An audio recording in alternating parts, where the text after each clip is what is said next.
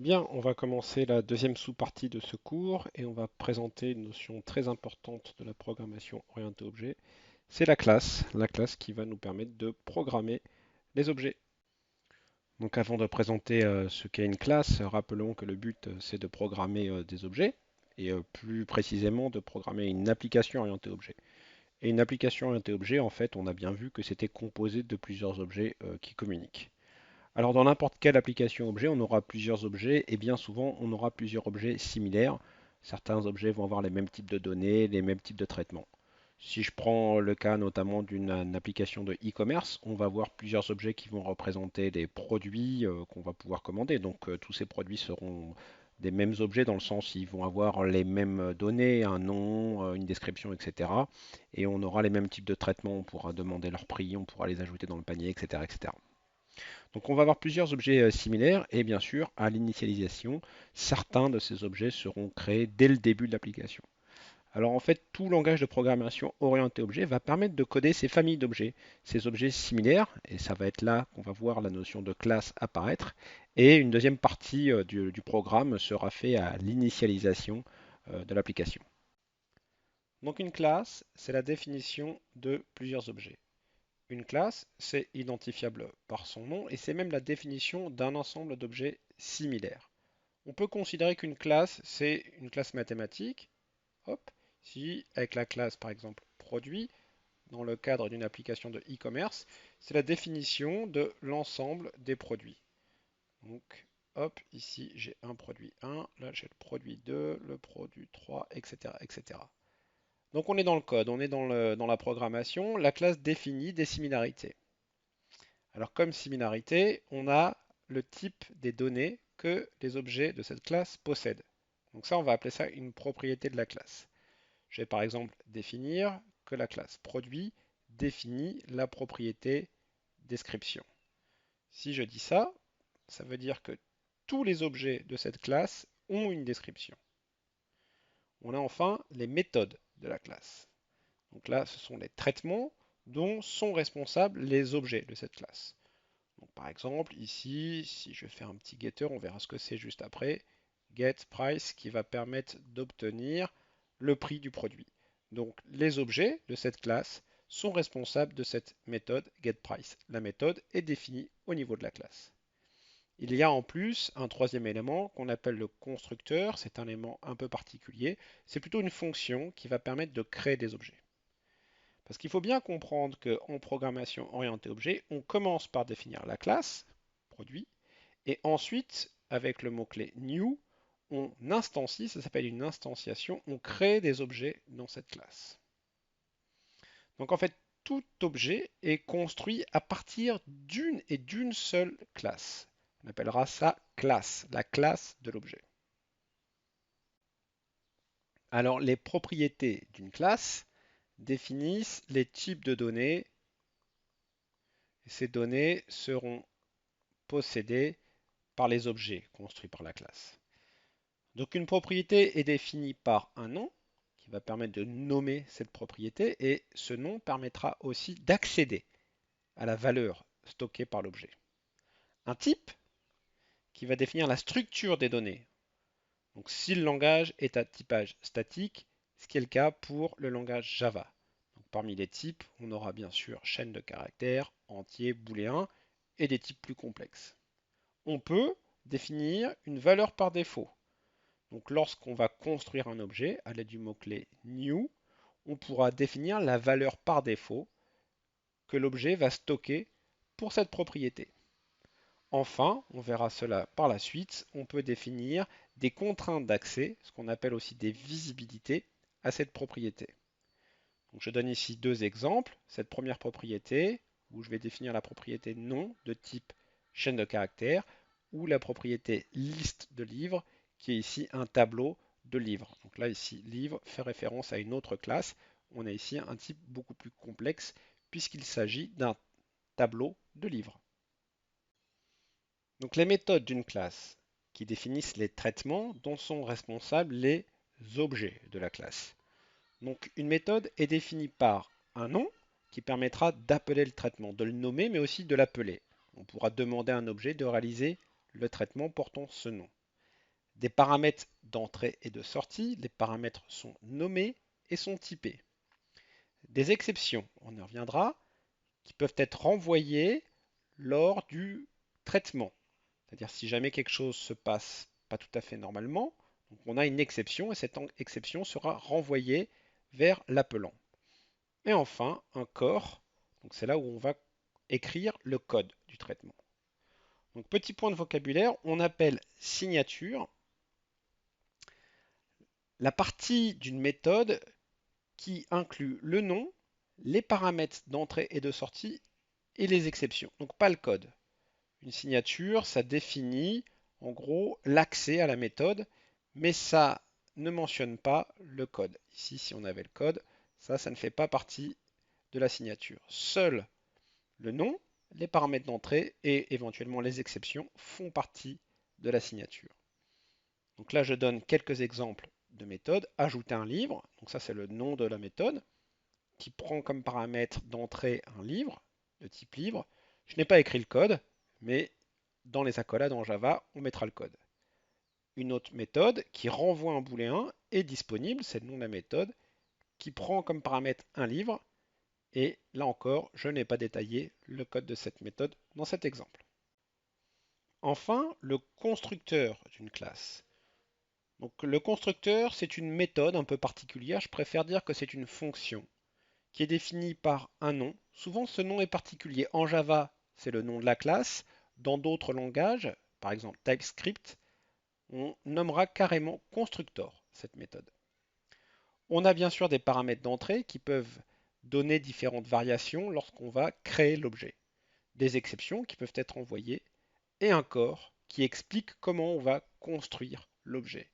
Notez qu'il n'y a pas de type de retour puisqu'on va retourner l'objet construit.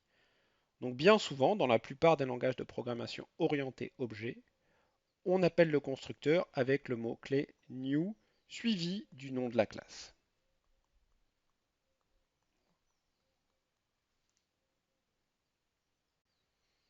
Alors voici un exemple très simple, la classe pile. Donc le nom de cette classe, c'est pile. Quelles sont les données, quelles sont les propriétés? Donc on va définir une liste de caractères. Quelles sont les méthodes? Empiler, depiler. Ici, je présente la notation UML que j'utiliserai de temps en temps dans ce cours. Donc UML, c'est un langage graphique qui permet de représenter les classes à partir d'un rectangle constitué de trois parties. Dans la première partie, on va détailler le nom de la classe. Dans la deuxième partie, on va détailler les propriétés. Enfin, dans la troisième partie, on détaille les méthodes et même plutôt les signatures des méthodes par souci de lisibilité. Ici, si vous avez de bons yeux, je présente le code Java de cette classe. Et vous voyez qu'il y a bien ici le code des méthodes. Ici, c'est la méthode dépiler et ici, le code de la méthode empiler. Revenons au principe objet que nous avons présenté et notamment l'encapsulation. Alors, l'encapsulation, si on rappelle ce que c'est, au niveau de l'objet, un objet doit encapsuler, c'est-à-dire protéger ses données. Au niveau de la classe, comment on peut favoriser l'encapsulation? En fait, les langages de programmation vont proposer de restreindre l'accès aux propriétés de la classe. Alors, on a souvent deux mots-clés principaux, public, qui va considérer qu'il n'y a aucune protection. N'importe quel objet peut lire et écrire les propriétés d'un autre objet. A l'inverse, private interdit l'accès totalement. Ça veut dire aucun autre objet n'a le droit ni de lire ni d'écrire les propriétés d'un objet. Regardez bien, j'ai une classe ici, je vais utiliser une notation UML. Peu importe cette classe, je lui donne un nom complètement abstrait A. Je donne une propriété ici A, de type, pourquoi pas, int. Hop. Ce type n'existe pas vraiment en Java, mais peu importe. Donc si là je suis public, ça veut dire que si j'ai un objet de type A, donc ça c'est mon objet A1, voilà. Si la propriété A est publique, n'importe quel objet peut lire et écrire cette propriété A. À l'inverse, je prends une autre couleur.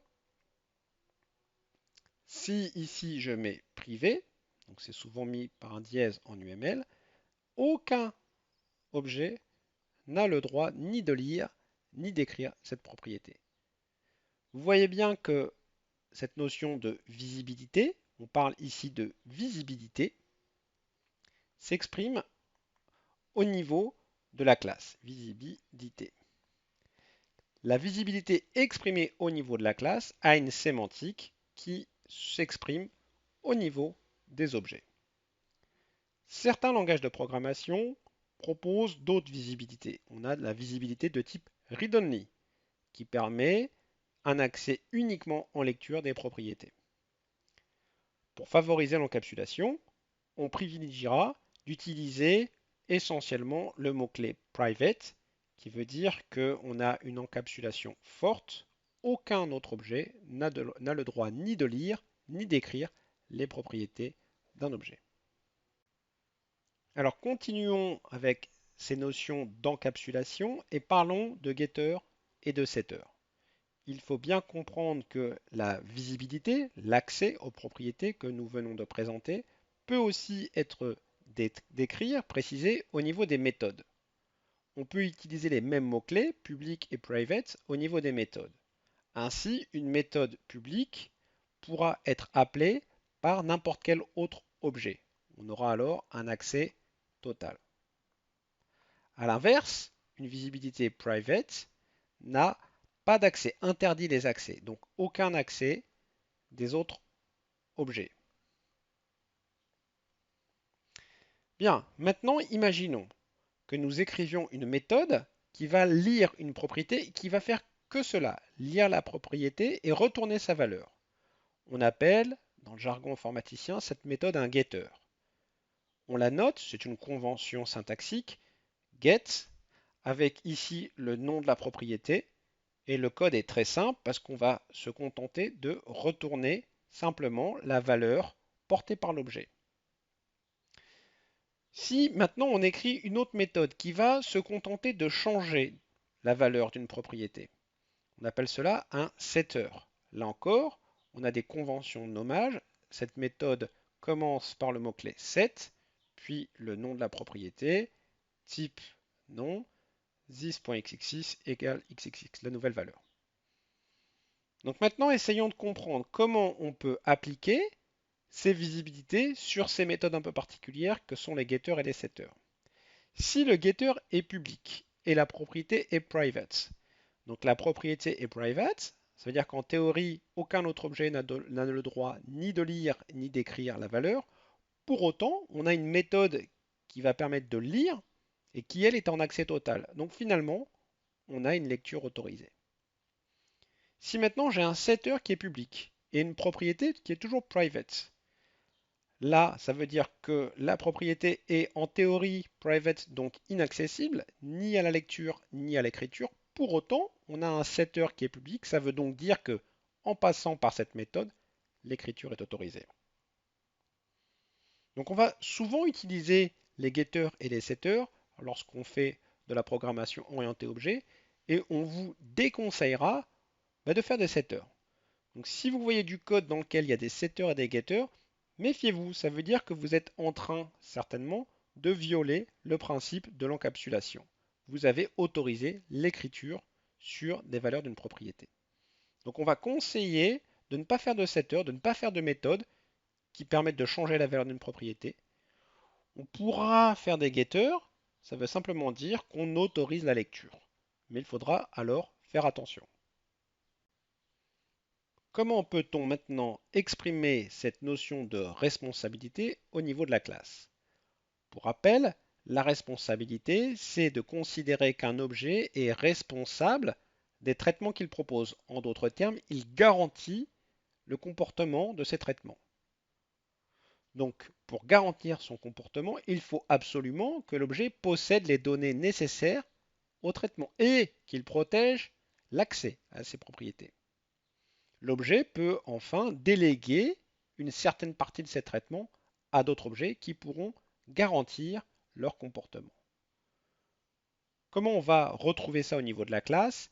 Eh bien, essentiellement, ce qu'on fera, c'est qu'on va proposer des méthodes qui exportent ces fameux traitements. Ces méthodes, on les mettra de manière publique. Par contre, le code de ces traitements pourra faire appel à d'autres traitements, ce qu'on va appeler des sous-traitements. Ces traitements internes seront représentés sous forme de méthodes internes et elles ne seront pas accessibles à l'extérieur. On mettra donc ces méthodes en private. Cohérence et classe. Comment peut s'exprimer la cohérence au niveau de la classe? Alors pour rappel, un objet est cohérent si les traitements qu'il propose sont cohérents entre eux et bien sûr partagent les mêmes données. Alors la cohérence au niveau d'une classe se mesure en regardant les liens qui existent entre les méthodes de la classe et les propriétés. Je vais illustrer cela à l'aide du schéma ci-dessous. Donc c'est une notation UML, ça c'est une classe, quel que soit son nom, je vais l'appeler foo. On a des propriétés en haut et des méthodes en bas. Je vais pouvoir tracer des liens entre les méthodes. Par exemple, cette méthode accède à cette propriété. Cette méthode accède à cette propriété. Cette méthode, par exemple, peut appeler cette méthode, etc., etc. Donc je peux faire apparaître les liens entre les méthodes et les propriétés. Si je m'aperçois en faisant ce schéma que je peux couper la classe en deux, c'est le cas ici, alors je peux dire que la classe n'est pas cohérente. Regardez ici, hop, je peux couper cette classe en deux parties. À gauche, j'ai des méthodes qui sont cohérentes entre elles, puisqu'elles s'appellent, puisqu'elles utilisent des données. À droite, j'ai des méthodes cohérentes entre elles, elles partagent les mêmes données. Mais il n'y a pas de relation entre les méthodes de gauche, les propriétés de gauche, et celles de droite. Il y a de fortes chances que cette classe ne soit pas cohérente. C'est curieux parce que c'est une vision très mathématique de cette définition de cohérence qui pourtant s'exprime plutôt au niveau sémantique, au niveau du sens. Donc c'est juste un indicateur, mais qui est néanmoins fort utile pour mesurer la cohérence d'une classe. Couplage et classe. Comment s'exprime le couplage au niveau de la classe? Alors pour rappel, on parle de couplage au niveau des objets, et un objet est couplé à un autre objet s'il connaît sa référence, s'il utilise des traitements, s'il demande à l'autre objet de réaliser des traitements. Donc le couplage s'exprime au niveau des classes et se mesure là encore avec des liens, mais plutôt des liens de typage. En fait, ce sont même des liens qui vont conditionner la compilation. On pourra même fortement préciser le couplage au niveau des classes. Une classe A est couplée à une classe B si et seulement si A possède une propriété qui est typée par B. Je fais ici apparaître la notation UML. J'ai la classe A.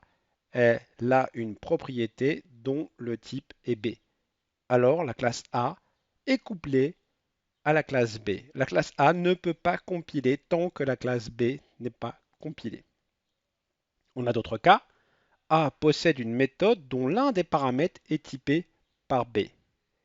Ici, j'ai une méthode f qui va avoir un paramètre dont le type est B. A possède une méthode dont le code utilise B. Imaginons une autre méthode, G. Mais si je regarde ce code, là, je vais avoir par exemple new B.